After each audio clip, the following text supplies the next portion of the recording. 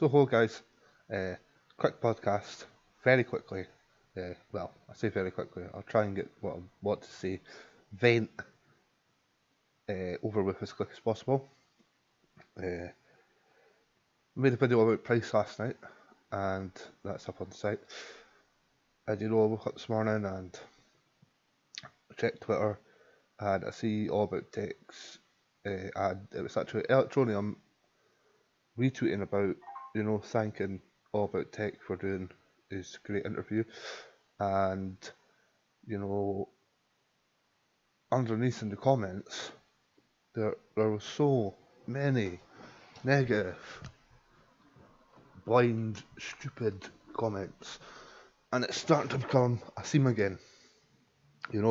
This tends to happen, where there'll be a very negative sort of feeling towards Electronium, and then it'll kind of die down and go away again for a while, and then again it'll pop back up, and it's another, very negative. People saying negative stuff. So this was a tweet. Excellent stuff. Once again, it was a pleasure to have All About Tech in house, or All About Tech 93. Which, that guy is so deserves to be in there. I think he deserves to actually, get that access to Electronium. And I think it'd be a good thing for Electronium, because sometimes I feel with Electronium that, they can go a bit silent at times. And that's fine, because they don't need to tell us every little tiny single thing they're doing. But it is nice when you hear from the team. It's nice when you hear from Richard. It gives it a personal touch, and it's reassuring for people when they see Richard and they hear Richard talking. So I would hope that maybe they can do something along the lines of have All About Tech, maybe do, I don't know about weekly, if there's enough news to do something weekly, or maybe the guy's too busy to do something weekly, but even once a month, if he could get access to Electronium and they could do a roundup kind of thing, I think that would be absolutely fantastic, both for Electronium and for Mick and for the community, because it just gives us, it gives me a very comforting feeling to see, Richard speaking and where we're going with this, So anyway, down to the comments, and well, there we go. The first one's, hey, what did I miss? Why is the price going down and down? Right, well, we've already discussed that, so I'm not going to go over that again. Why the price going down and down? I think that's supposed to mean price. Why price is going down? Bad. Yeah, right, and I'm a billionaire on my yacht right now. When promised monster deals, Binance, marketing. Richard keeps repeating same unbanked crap over and over, but how you make them use your ETN? Well, let me tell you, these guys, they will get people using their ETN. In fact, people are already using it. Alright, they're using it to hold it at the moment, because they have nothing to spend it on. But in this community, when that gig economy goes up, and if people in that area of the world aren't providing the services that these people need to spend their ETN on, then I suggest people within the community that can build these services for them. Build these services. Build these digital products and services that these people will want to buy and take advantage of, and give it to them, and make yourself a pretty penny from it. I think that's just, you keep on talking about mining a coin that if you use your phone to mine for 30 days non-stop, just with less than $10 will buy you 2 times of what you mined common. Many mistakenly kept faith in this coin, not worth it at all. Well, I mean, he is, of course, entitled to his opinion, but then he is rather short-sighted. If he's talking about coin price um, at its current price, he's talking about $10 as if that's something that Electronium's target market has just to throw around, you know. And the whole idea of the mining is a free sample, as Richard says. You know, they send you a packet of soap powder, and they're hoping that you'll use that soap powder and go, oh wow, this is much better than the soap powder I'm using, and it's getting my whites whiter and cleaner looking than ever. So I'm going to go to the supermarket now and I'm going to use this soap powder, just like he says. You know what I mean? There's multiple services out there that give free trials and free offers. Spotify, things like Netflix and stuff have a couple of weeks free. Give our service a try. Get you in the door. Do you like it? Yes. You're going to keep using it. Many mistakenly kept faith in this coin. Well, what a surprise! What a surprise, because, as I said, we're literally not even out the freaking starting gate shit. So why would anyone's faith have disappeared? And is it because you don't believe that Electronium will deliver on what they're saying they're going to deliver on? Just because it hasn't happened at the speed you would have liked it to, doesn't mean it's not going to happen. You know? There's such a big rush. I think there's a lot of really, they're either young, immature, or just plain freaking stupid people in this space that just don't get it. You know, here we go. You keep doing interviews every day and your coin is becoming worthless day by day. No, the price might be going down. Does that mean it's worthless? No. Does that mean once they actually get to market and start to grow, it's going to be worthless? No. Change management if this your interviews is too old styles. What? You know what I mean? Get me a gun so I can bomb and shoot myself in the face. Nothing new. Shit coin, shit investment. You guys lie too much. When have they lied? They've not lied. This shit coin will never hit 1 cent again. Wow.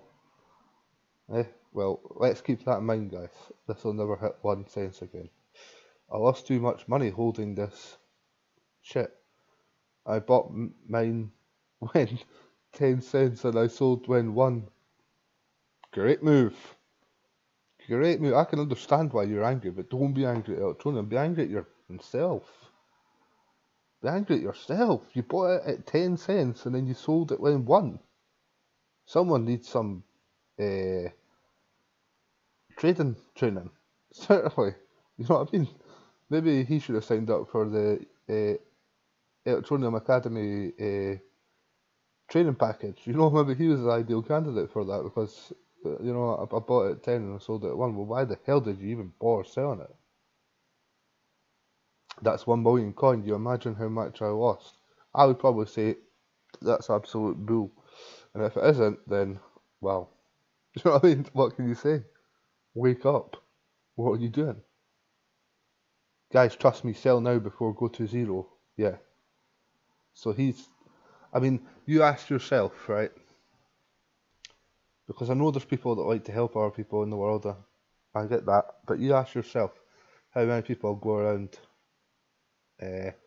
warning people, telling people that, you know, I've never gone to any other coin. Say I went into Siacoin's Reddit and Twitter and started telling them, oh, this is a shit coin, get out now, save yourself whilst you can. Well, I mean, no, I've not. Who does that? Really? Who does that? I don't know if you guys have ever done that, or if you just, you know, looking at coins and deciding what ones you want to invest in. But take it upon yourself to go through the coins and start warning people and telling them it's a shit coin.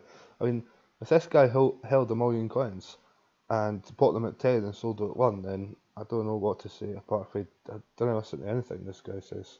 You know what I mean? Because it's clearly not too smart at all. So they've even got a picture. This guy's even got a picture of Michael Stillaire, a guy who, I mean, I wish I'd been doing the site and everything because at that time, and obviously I couldn't because it's just very near the start. But Michael Stillaire was a guy that started up Titanium, and I remember seeing him on Sean Davis's channel, and I'm open to give a listen to people and see what they're saying, you know, and that's what I did. And there's a few things that got me about this guy, right? Now I never judge anyone on looks because you know we're all born in a body.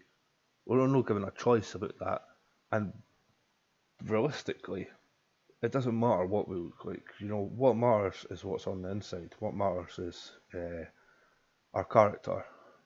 I never judge anyone on the way they look, or well, I'll say never. I'll put away appendix there. Never judge anyone on the way they look. Never judge anyone on, you know, colour of their skin or their race or their religion or any of that absolute crap. You know what I mean? What I'm interested in is the context of someone's character. But let's see. I did not like the look of this guy. Now I don't mean to say that as if, you know, but I didn't look like the look of him, man. I just thought this guy is a complete creep, man. He's a creep. His whole attitude, his character, just turned me off. I just did not like him at all. I didn't get a trusting feeling from him, and I just felt like this guy is up to something. And I think what confirmed it for me was the cheap sort of Nike t-shirt with a electronium, titanium badge sort of sewed onto the front. That's what really sort of struck it for me because, you know, it had it all set up. Very good at creating the perception, you know, and talking the talk. So he had that set up, Money Magazine or whatever it was in the background, and you know, and but the T-shirt gave it away for me because really, if Richard came doing an interview, right, and he had on a Nike T-shirt with with an electronium badge sewn to the front of it, right, my alert meter would be going blind crazy because I'd be saying, what's this? You know what I mean? That's the kind of, you know, presentation of someone who's just sort of knocking someone up. Oh dear. No, I didn't mean that. What I meant was that's the kind of presentation of someone that's just knocking something up in their house, not something. You know, they're just knocking something up in their house.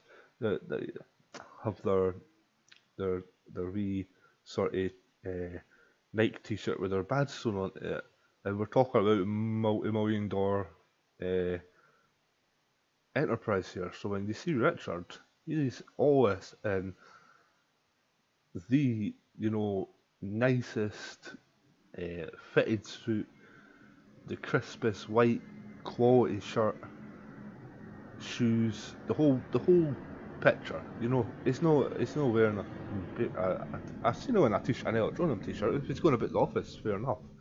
But when he's doing something, when he's talking to things, when he's doing something, he's dressed how he should be dressed as someone who is leading a multi-million pound company.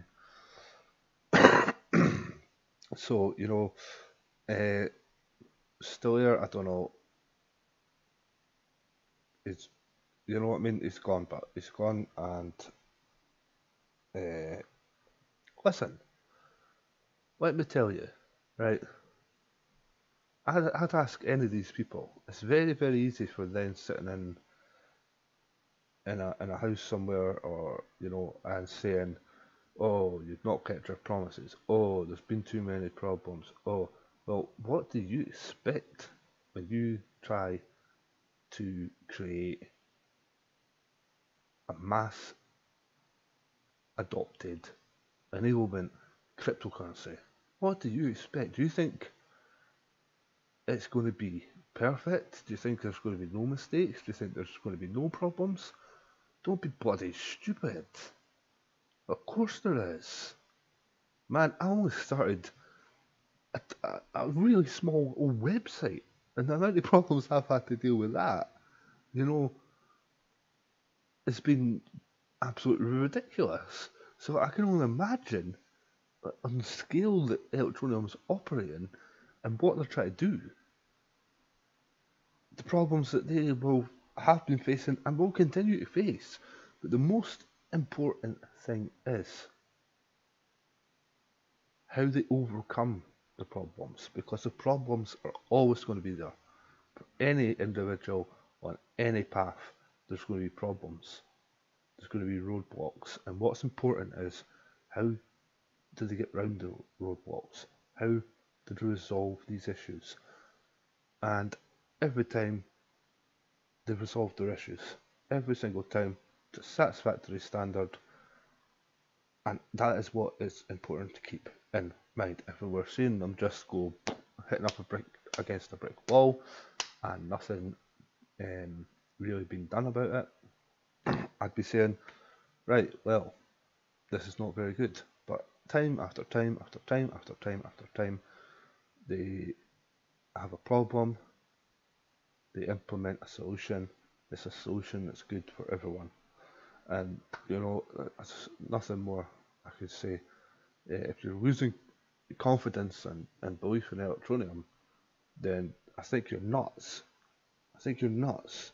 It's like being a blooming sailor on a ship and you've just left the frickin' dock and you're just pulling away and you get your life jacket on and you flit your life jacket and you throw yourself overboard, you start swimming. God, the ship's going down. And of course the ship's just, you know, gently leaving port and you're, get it. God, and you're shouting back, jump guys! Jump off the ship guys! It's gonna sink, you're all gonna drown! And off he goes swimming away, you know, and then he gets back to port and he says to the people, oh, bloody ship, you know, I've just had to swim all through there in that freezing cold shark infested waters because of that bloody ship. And people are looking at him and they're saying, well, what's wrong with the ship? Oh, it's just started its journey and I'm afraid that it's going to sink, so it's just done, it's done. It's never going to make that journey. You know what I mean? Crazy. Ludicrous. This is the other guy. I bought my coins at 10 and I sold them at 1. Oh. Congratulations. You just fucked up. Sorry, excuse my French. You know, but really, do you see, right? Apple had 3 founders, right? And one of those founders sold his shares for $800. And the reason he did that was because he was scared that the business basically wouldn't generate enough revenue, and because he was the only person that was holding property, he would be liable, you know, if it went bankrupt. So he sold his shares. Now, I mean, in that situation, that I think, you know, you can say it's perfectly fine, because if circumstances dictate situations, you know, so, you know, in that situation, was it better for him to risk his house for a huge gain, or was it better for him to say, well, you know what, I need my house? So he did the right thing. But look, he sold them for $800, right? And look where Apple is now, today. So, like, don't be these people. You know what I mean? Well, I'm saying, you should never put your house or put so much money that you're at risk. I mean, if you've invested properly in Electroneum, you wouldn't be at this stage where you're pooping your pants, you know. So that's the end of this video. I think I've said enough. I've vented. Stay strong, guys. Take care.